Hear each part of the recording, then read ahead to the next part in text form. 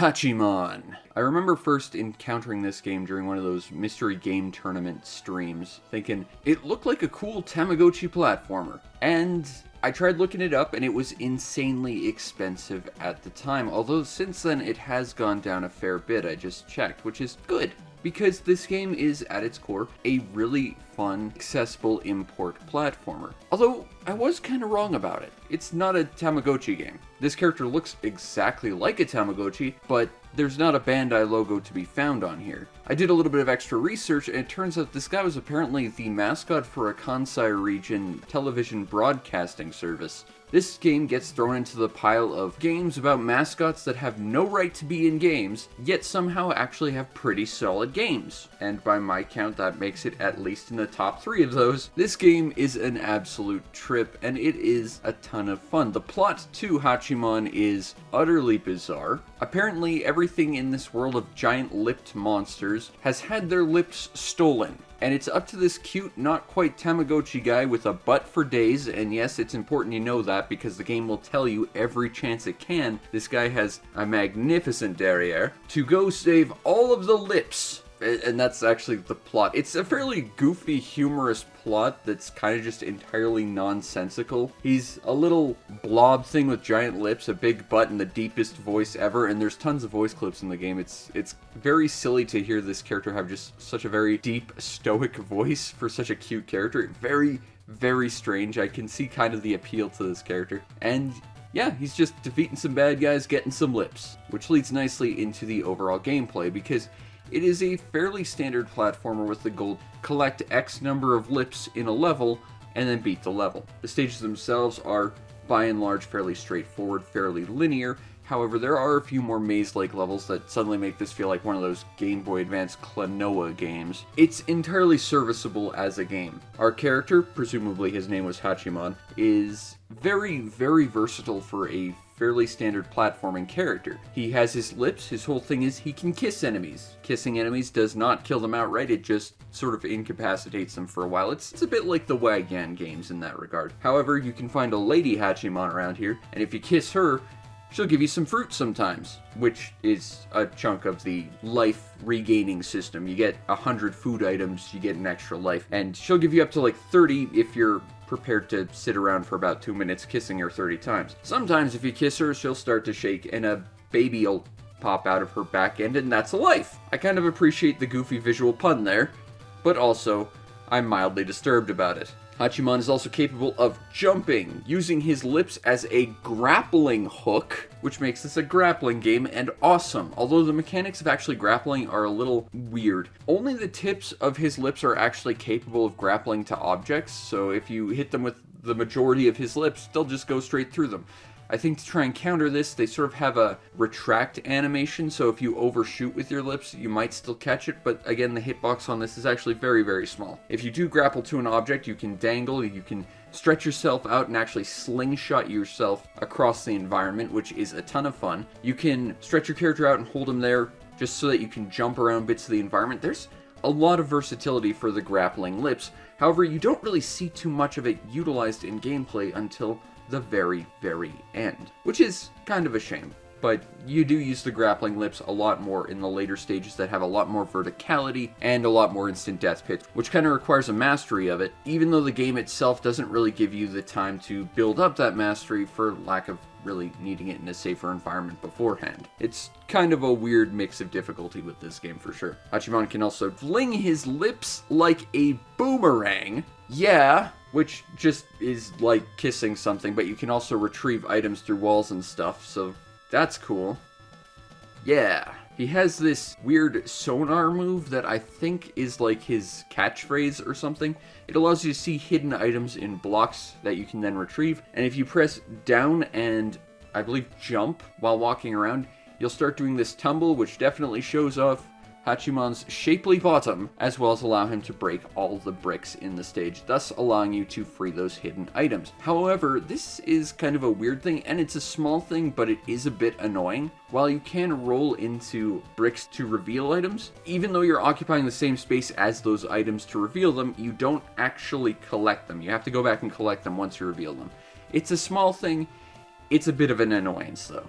There's also several power-ups in this game. You can turn into a mole to break specific blocks. You can turn into a samurai to get a sword. You have a shrinking power-up that makes you very, very tiny. You have the ability to breathe fire at one point. All of these forms come in the form of identical but very different flavored takoyaki that gives you superpowers for very themed levels. And I think this is functionally very cool. I mean, Yoshi's Island did functionally the same thing. However, there's very little use of them. I think the mole power-up is the one you use the most, and you use it like twice. Everything else is basically a one-off that just never gets used again.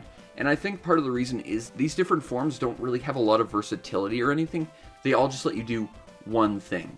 Like, Samurai lets you use a sword. Fire breathing lets you breathe fire. Mole lets you break a specific block. There's a flight power-up, which is OP. But that's it. They only really afford one different thing. They don't really change the fundamentals of how Hachiemon really works. And because of this, there's not really any moment where you feel like you're building up skill and learning the nuances of this ability, because it's just a simple singular change to what you do. And because of this, they can't really build up more levels based on the mastery of these skills, because there's no skills to really master, you know? Kind of like how Yoshi's Island had a level right near the end, which was basically daisy chaining all the power-ups so that you tried all the forms again.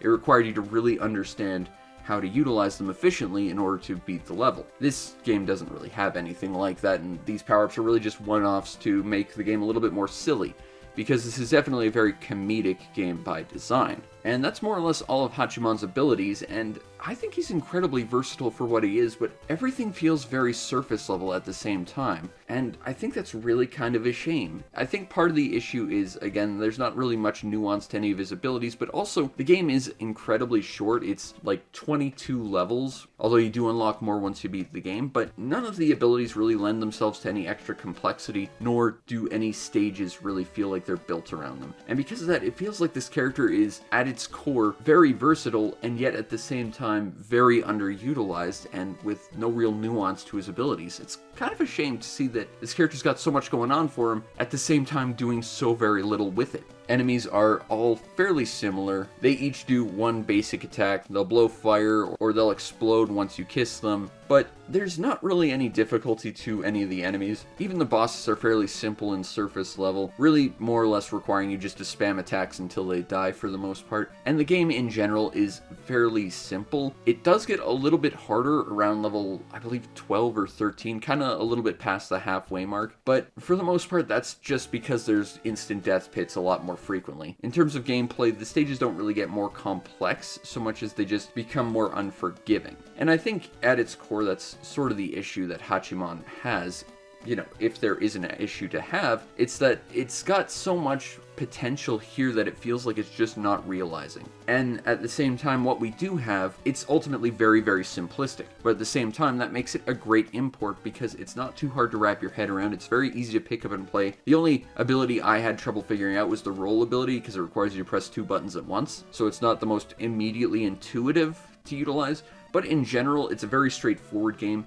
And it has sort of a nice modifiable difficulty. See, your goal is to collect lips. You have like a little counter at the bottom of the screen to tell you how many lips you need, and I don't think any stage requires more than like maybe 6 pairs of lips. But most levels have like 20, so there's definitely a lot extra there if you want to go after them, and it'll certainly be a challenge to collect everything. However, if you're just trying to do the bare minimum to get through each stage, it's very, very simple, very easy. And the game, even though it has a time limit, it's incredibly generous. Every single stage gives you a 30-minute time limit, even though every single stage can be cleared in a minute or less if you know what you're doing. I'm not really sure why there's a time limit in this in general, but yeah, they just have a really incredibly generous time limit for seemingly no reason. But that's Hachiemon. It's an incredibly accessible game, gameplay-wise. It's comedic, it's funny. The bosses, while very simple, are very funny. From fighting a really buff dude to fighting straight up a building. The gameplay itself, very simple, although it can get a little bit more tricky if you want to try and 100% complete it. And again, the post-story levels, a lot harder, but again, in the cheapest way possible because it's just more instant death.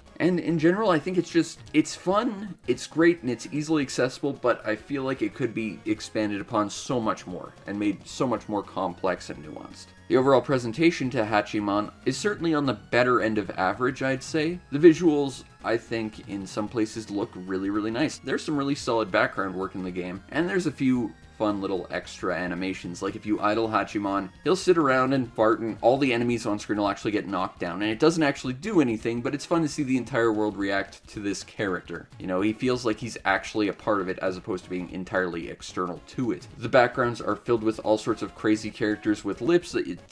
It's cute to look at all the backgrounds in this game. And audio-wise, similarly, I don't think a lot of the music is all that memorable or anything, but there are one or two songs that were really, really solid. And there's voice clips in this game. Sure, they're incredibly compressed, but it's the GBA, what are you gonna do? And in general, I think it just sounds certainly decent. I think when this game really wants to be impressive with its presentation, it's certainly on the decent end of the spectrum, but for the most part, it is just sort of a fairly average game. It looks good, it sounds good, it's got a great aesthetic, but it doesn't really do anything beyond that. Now, if you want a copy of Hachiemon on the Game Boy Advance, cheapest copy I see on eBay right now is about $45 plus shipping, but that's like an extra $30, so we'll say $75, $80 or so.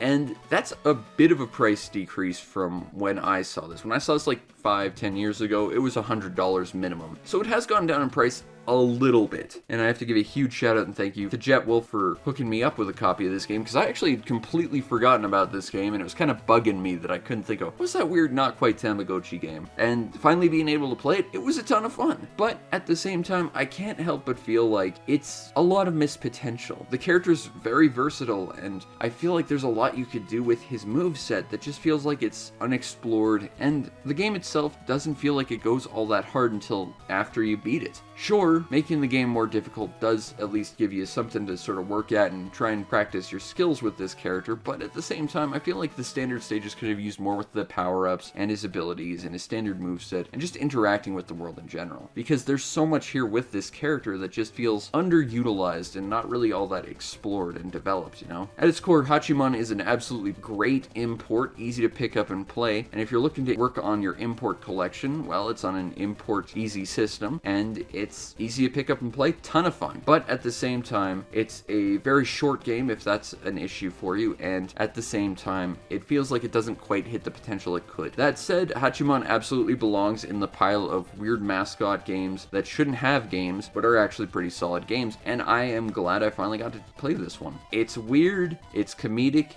everything about it is utterly bizarre, but it's a great time for when it's around, for as long as it's around, and it's an absolutely fantastic import.